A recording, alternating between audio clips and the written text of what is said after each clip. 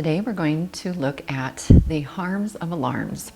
Unfortunately, there are many, and it's where we have to start. We have to really ponder and think about alarms and whether or not they are helping us. Are they helping people or are they harming people? I like to start with restraints. How many restraints do you have in the home where you work? I'm guessing the number is very low. What I hear around the country is maybe 0, maybe 1, and wow, isn't that great? We need to congratulate ourselves. We used to use a lot of restraints, and we've all progressed to using almost 0 restraints. And it's okay if you have 1 or 2. What it usually means is that those one or two people really need the restraint. That's the idea. We only want to use things that are helpful to people, not just an overuse of things because we worry so much. If you think of antipsychotic meds, it's the same thing. We want to use them when they actually help someone. That's the beauty of a medication. So thankfully we've progressed, we've learned, we've come far to realize that not only have restraints harmed people, but so have alarms. So how many alarms do you have? If I asked about 5 years ago or so, what I typically got from a group of people was sort of the deer in the headlights look, because we have a lot of alarms. I was hearing numbers like 40 and 50. And thankfully, I think people are getting the message to not use alarms, but what I also find is people just don't know how to stop. And that's what I'm here to try to help with today. So, you know, even if we call it a least restrictive device, guess what? It's still a device. And leaders in this movement of getting rid of alarms say things like, would you rather have an impersonal device or would you rather have a person? And we'll get to that later, but having more people available instead of a device is where we're headed. So, do alarms work, everyone? Something to think about is how many years have we been using alarms? People come up with numbers like 15, 20. You know, when we started to reduce restraints, the alarms came on the scene. I don't know who invented them. I'd kind of like to. I wish they'd never invented them. But people say things like, we simply went to alarms to help us feel better. And there's some validity to that, and I get that. But we've also learned too much now, really, to keep using them. So something to think about. We've been using alarms for 15, 20 years. Do they work? Have they reduced your falls? You know, think of your fall rates. Over the last 15, 20 years, have your fall rates plummeted? And most people say no. We still have falls. It doesn't seem like the alarms have helped.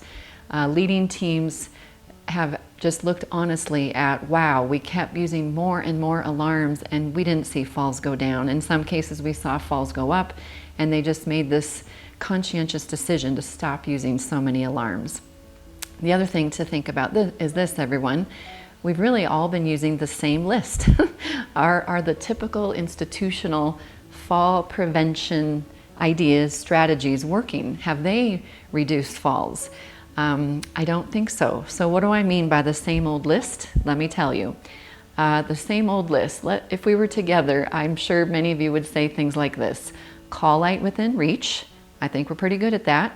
However, do some residents not use it or do use it, and staff are busy helping other residents and sometimes can't wait and need to often get to the bathroom, and there they go, even if the call light's within reach. Typically the care plan will say non-skid shoes or non-skid socks. Sure, that's great. However, have they reduced falls like we want? I don't think so. How about making sure we have things within reach for the person? I hope we do that. It makes me sad. Doesn't it make you sad to think that if I just didn't have my Kleenex close enough, perhaps it created a fall for me? We typically say, remind the person to ask for help and wait for help, and many of you do, and sometimes it works and sometimes it doesn't. And what was also on the list? Alarms. It was just easy, I guess, everyone, and we felt like we were doing something. But there's too much that comes with it. So I have a lot to unpack here, and we're going to start with the idea of using an alarm. So, how many of you have ever used an alarm? This is a TABS alarm. You've probably all seen them. You would clip it to the person, and if I got up, it would unclip, and guess what? make that lovely noise. And what would happen? People would come running, and what would they tell me to do? If I was standing, they would tell me to, yep, sit down. And unfortunately, when we tell someone to sit down, are we responding to the alarm or are we responding to the person? Sadly, we're responding to the alarm.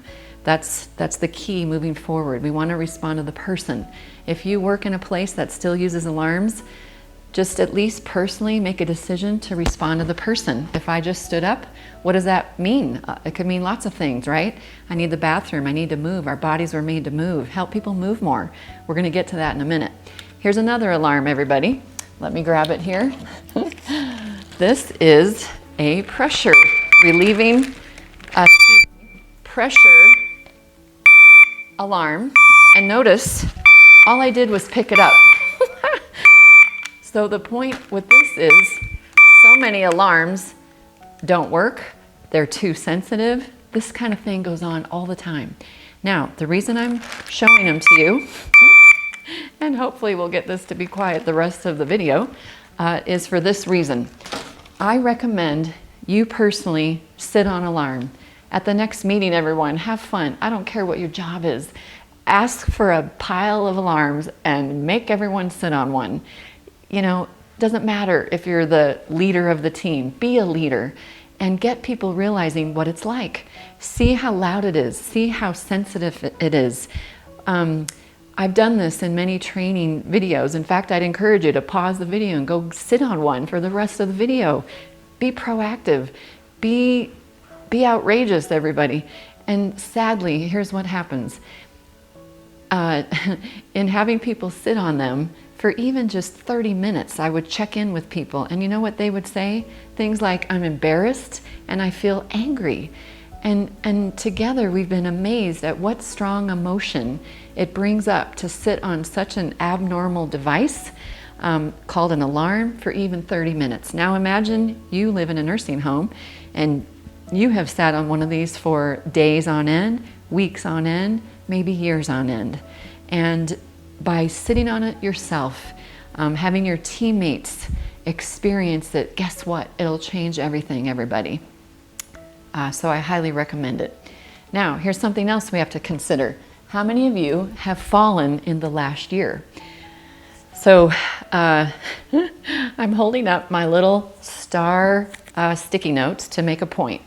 If we had fallen in the last year, and I'm guessing some of you have, guess what? I have. Embarrassingly, I have. So I would ask you what happened. In my case, it was raining outside and I walked in on tile floor and it was slippery and I fell, and guess what? It ruined my computer, everybody. But we all have a story, and what I love doing is hearing everyone's story and then deciding as a group, like, who is our worst fall risk? And then we would give them, what is it called in your place, or what has it been called? We would give them a star to indicate that they are a what? A fall risk. Maybe you've called it the Falling Star program. Maybe you've referred to people as the Falling Star. Sadly, we've also referred to people often as a frequent faller. I would encourage you to stop labeling people. You can do that all by yourself. Make a personal decision. Every time you say frequent faller, you just diminish the person. You ignored the person. You labeled the person. So talk about the people using their names and then talk about what their true fall risk is, okay? Stop labeling and identifying people. There's a problem with this, everyone. First of all, it's not confidential. It's easy to figure out what the star means on everybody's door. And under HIPAA and other confidentiality regs, we're actually not supposed to do that. Second, it's undignified, okay, to be labeled in any way. And third, it's not a compliment. It's not a compliment to your home or your team because it indicates you need a cue to help take care of people. Excellent care actually means you just know the person so well, you know what they need. So a couple things to consider and talk about in your team. Have fun with it. Ask people who've fallen in the last year. Make them wear a sticky note for a while. And other fun things you can do is say, hey, don't let her get up, you know? Don't let her go anywhere by herself, those kinds of things. We need to experience what it's really like for people that we care for.